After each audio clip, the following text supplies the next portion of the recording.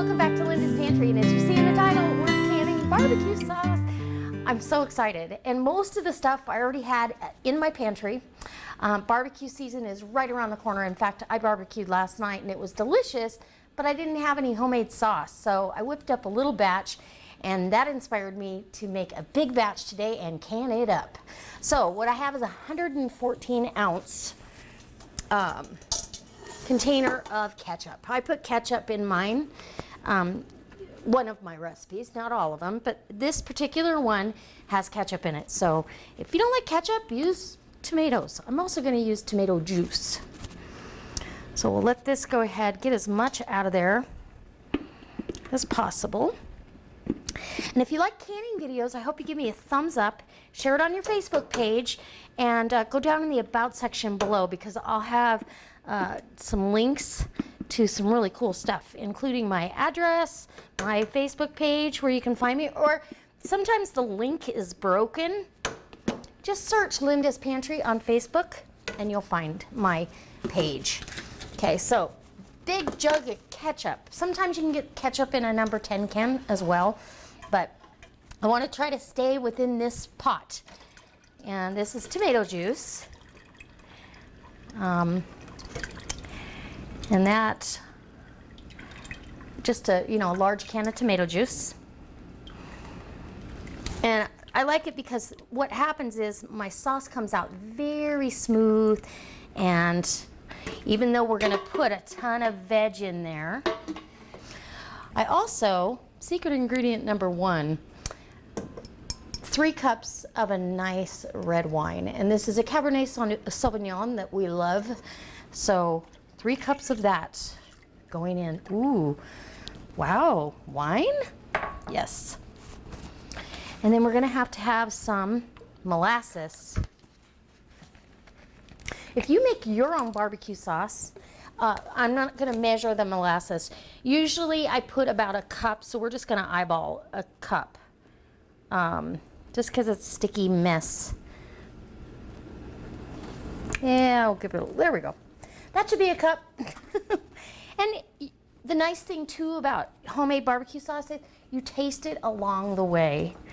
And I forgot to bring my sugar out. This is 2 cups of apple cider vinegar with the mother in it. So we want the health benefits of that vinegar to get into our barbecue sauce. It already smells good now. Let me go grab my sugar. Brown sugar.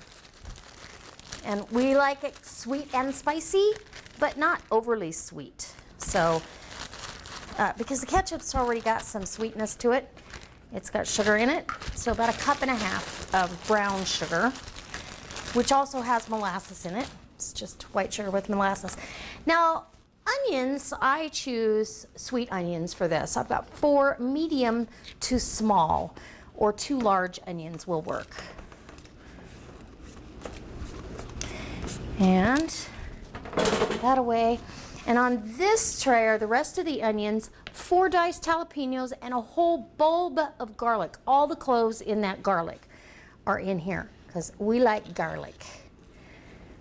And I'm just gonna fill this pot. I love it. That's why I choose this pot, because I don't need a vat of barbecue. I need some stuff on my shelf to last me through the summer months and winter. We used the last jar of our barbecue sauce from last year.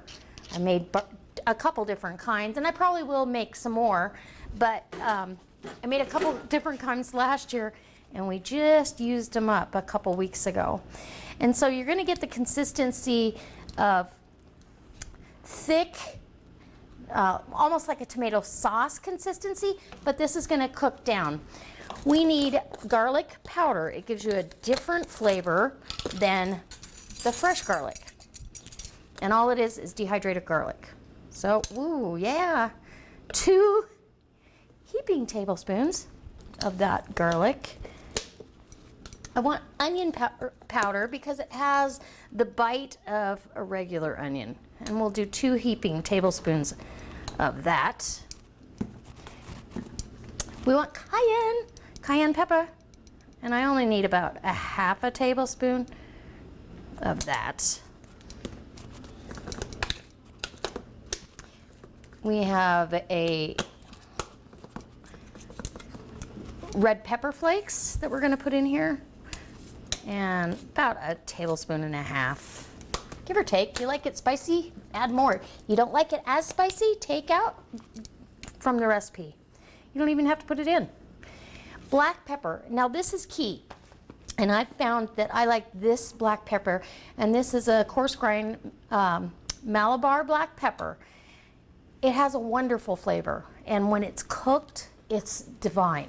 So 2 heaping tablespoons of black pepper. Then we're gonna go to Worcestershire. And I'm just gonna eyeball it really. But we'll give you some measurements. 2, 3, and 4. 4 tablespoons. And that's full of spice. And then we've got liquid smoke, and yes, I use liquid smoke in mine. This is an applewood smoke, and I'm going to do 3 tablespoons. This is a big pot. I believe this is a 7 or 8 quart pot. Must be an 8 quart pot.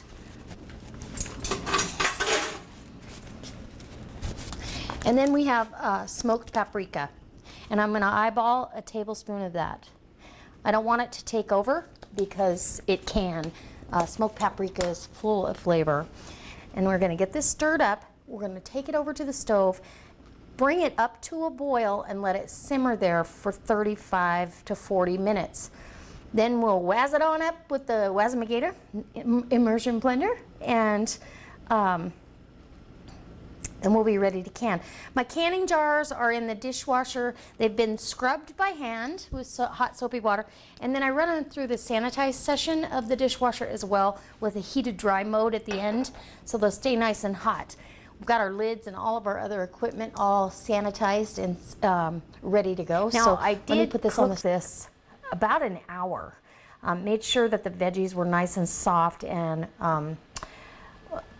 you know, took the immersion blender and blended it up. It's very smooth. It's on the thin side of barbecue sauce, but you can always cook it down further if you like, but I like it more as a finishing sauce. And even though I've got a lot of acid in there, unless you have pH strips to check your product, be safe and either pressure can it or add citric acid. So for each quart, and I'm doing quarts because we go through a lot of barbecue, and it keeps in your refrigerator for weeks after you open it. So in each quart is a half of a teaspoon of citric acid. Now, if it was pints, it would be a quarter of a teaspoon. It does not change the flavor of this at all, but I think it's an important step. So let's move our lids here. I've got my lids in hot water. Everything has been sanitized, and let's turn our canner on. It's hot, but we want to make sure.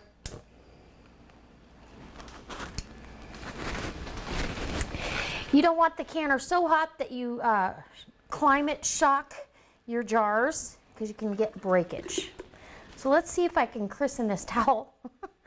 Because just about every time I do a canning session, no matter how careful I am, I christen something, and there I did. That's okay. That's why I've got the towel down. It's also to protect the jars from hitting the cold granite. And you want this about a ½ inch at head space. Some people do a ¼ inch, but I think a ½ inch is sufficient. And because I've got my lids in vinegar and water, I can wipe this jar down, and I will bring you in close for the next one. Wipe the rim of your jar. Make sure you have nothing on there. There's no cracks. Even though I inspect my my rims of my jars every time I handle them, once in a while you might come up with a chip that you didn't know about.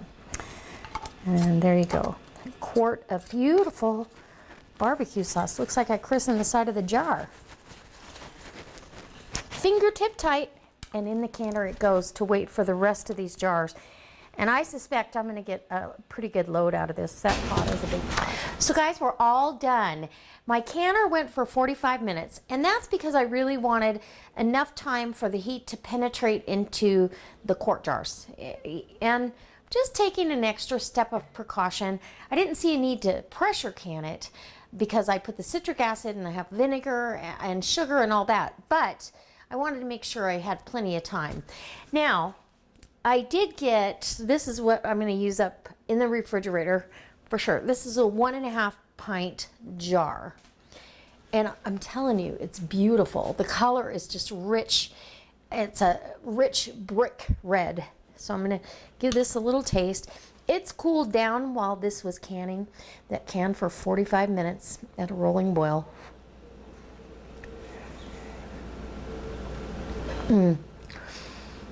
It's sweet.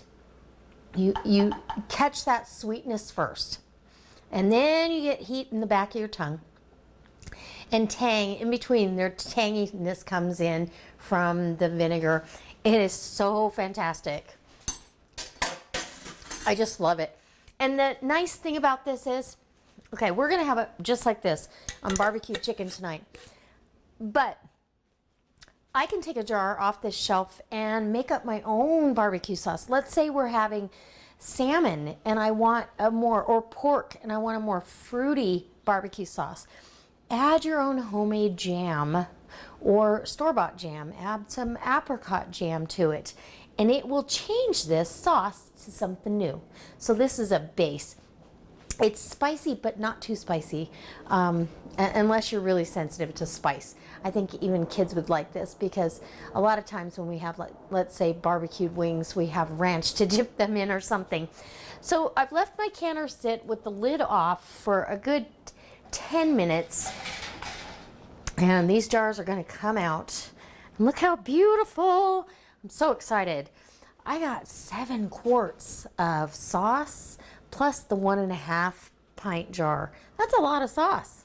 So my 8-quart pot did its job, and I stayed within my legal limits of how much sauce I should can at one time. Those of you that are canners know exactly what I'm talking about. It's addicting, and it's hard not to go overboard sometimes.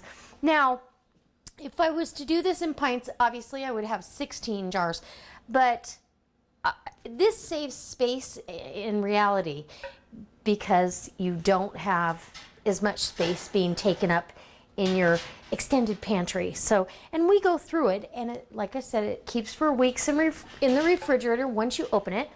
It also makes a fantastic gift. I've given this stuff away and people rave about it, and then we need to buy some. I need to buy a case of it, and I'm like, ah. Anyways, all right, so there you have it. A successful batch of barbecue ready for this season's barbecues. And this also makes, and I like doing this, this makes a great gift to take to either a housewarming party or a backyard barbecue. For their next barbecue, they can use your barbecue sauce and enjoy. And so I hope that this inspires you to go ahead and try your hand at canning. Try your hand at canning your own barbecue sauce. There's plenty of approved recipes on the National Home Preservation website, as well as the Blue Book. All right, guys, Blue Book. I'll see you next time on another delicious recipe canning session, DIY, home improvement, or maybe it's a furniture restoration, or I don't know. You know, later this summer, we're probably going to have puppies again. So stay tuned. I hope you're a subscriber. If not, go ahead and hit that subscribe button and share this video with all your friends. All right, check you later. Bye.